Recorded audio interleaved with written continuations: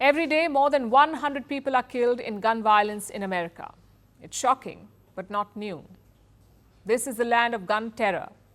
Last week, it saw a killing that made it to the headlines. A man called Brian Thompson was shot dead in New York. He was the CEO of UnitedHealthcare.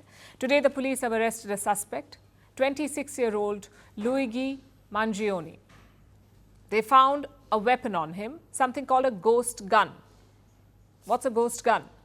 It's a privately made firearm, like a DIY gun, something that you can assemble at home or create using a 3D printer. Is this the gun that killed the CEO? How long have such ghost guns been around? Are they legal to own? And what are countries doing about them?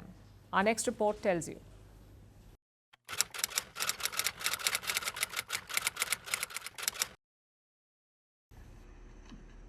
It's a video that was viewed millions of times.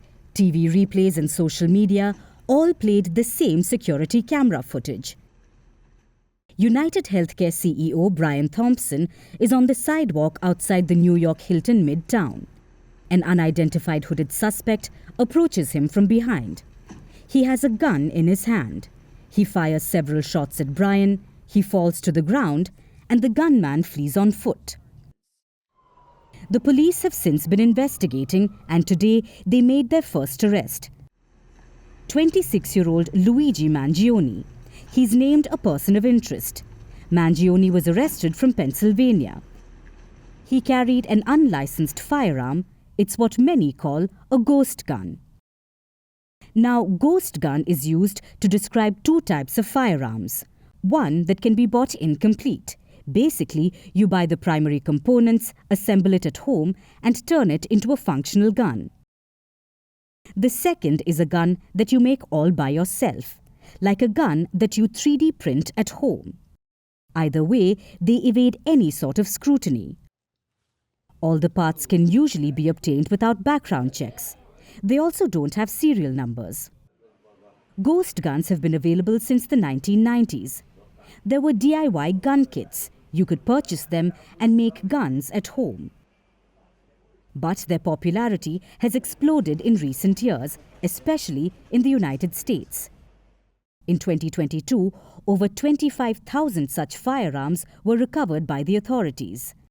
That's a 1,300% increase from 2016. Only 15 US states have laws on ghost guns.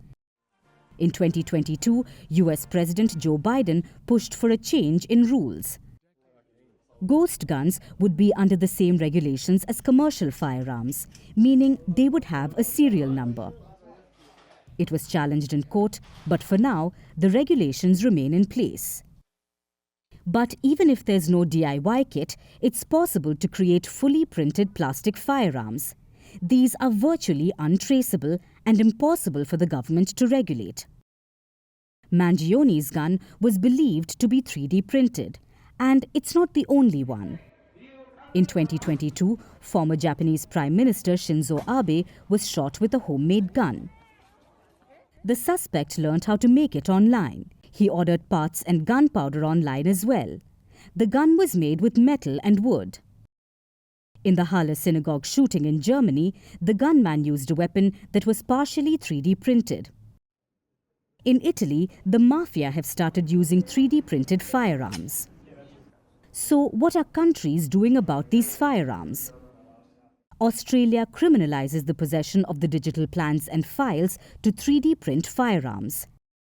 In Canada, it's a crime to manufacture any firearm. Singapore has made it an offence to possess a digital print of a gun. But beyond this, there's not much that they can do. With ghost guns now a global threat, the world is left to ask, can legislation catch up with technology? As the case of Luigi Mangione unfolds, one thing is clear. The impact of these untraceable weapons is far from over. While countries struggle to keep up with the growing danger, the rise of DIY firearms shows a new face of crime, one that can change the landscape of law enforcement forever.